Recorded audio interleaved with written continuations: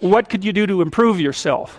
Well, let's step one step backwards. The first question might be, why should you even bother improving yourself? And I think the answer to that is something like, so you don't suffer any more stupidly than you have to.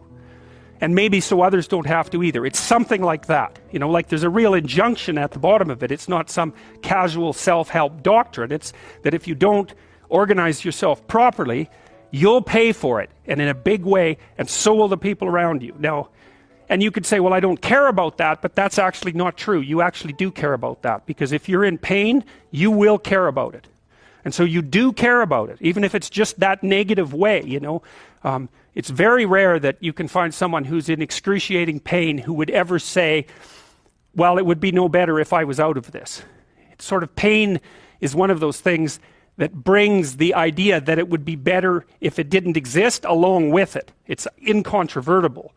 So you get your act together so that there isn't any more stupid pain around you than necessary.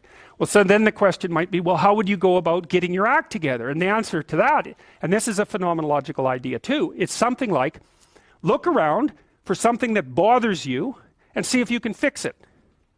So now you think, well, let's say you go into you can do this in a room. It's quite fun to do it just when you're sitting in a room, like a room, maybe your bedroom. You can sit there and just sort of meditate on it and think, okay, if I wanted to spend 10 minutes making this room better, what would I have to do? And you have to ask yourself that, right? It's not a command, it's like a genuine question.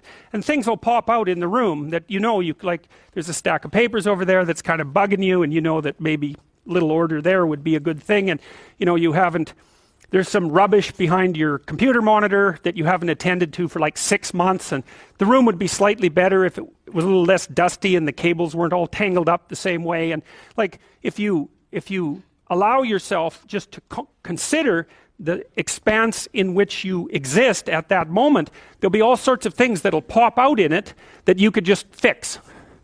And you know, I might say, well, if you were coming to see me for psychotherapy, the easiest thing for us to do first would just be to get you to organize your room. You think, well, is that psychotherapy? And the answer is, well, it depends on how you conceive the limits of your being. And I would say, start where you can start. You know, if something announces itself to you, which is a strange way of thinking about it, as in need of repair, that you could repair, then, hey, fix it. You fix 100 things like that, your life will be a lot different. Now, I often tell people too, fix the things you repeat every day, because people tend to think of those as trivial, right? You get up, you brush your teeth, you have your breakfast, you know, you have your routines that you go through every day. Well, those probably constitute 50% of your life. And people think, well, they're mundane, I don't need to pay attention to them. It's like, no, that's exactly wrong. The things you do every day, those are the most important things you do. Hands down. All you have to do is do the arithmetic. You figure it out right away. So 100 adjustments to your broader domain of being, and there's a lot less rubbish around, and a lot fewer traps for you to step into.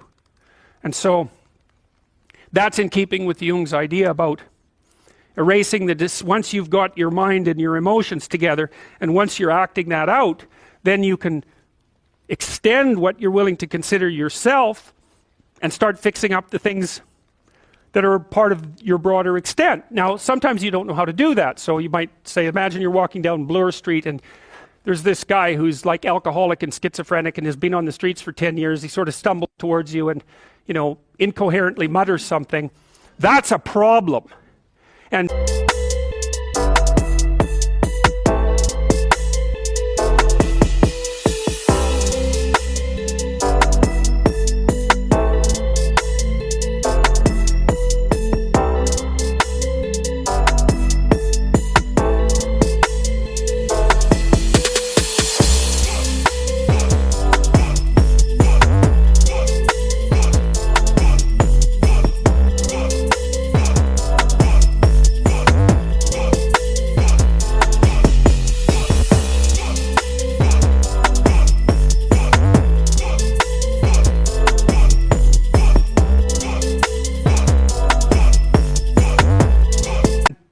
would be good if you could fix it, but you haven't got a clue about how to fix that. You just walk around that and go find something that you could fix, because if you muck about in that, not only is it unlikely that you'll help that person, it's very likely that you'll get hurt yourself.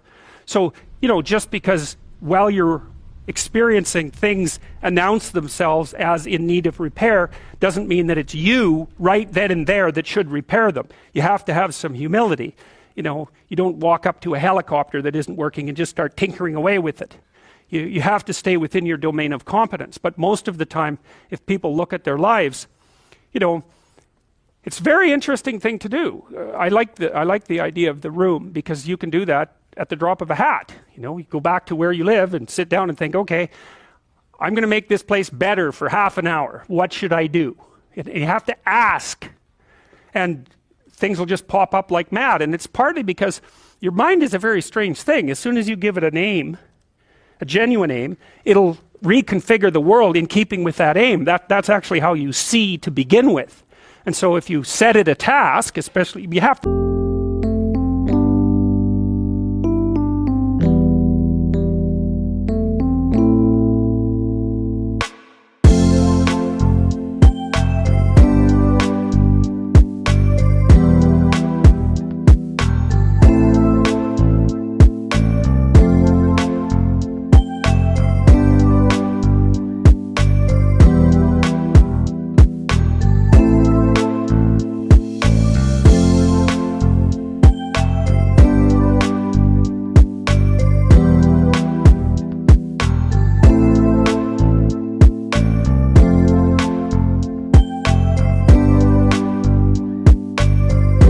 be genuine about it, which is why you have to bring your thoughts and emotions together, and then you have to get them in your body so you're acting consistently. You have to be genuine about the aim, but once you aim, the world will reconfigure itself around that aim, which is very strange.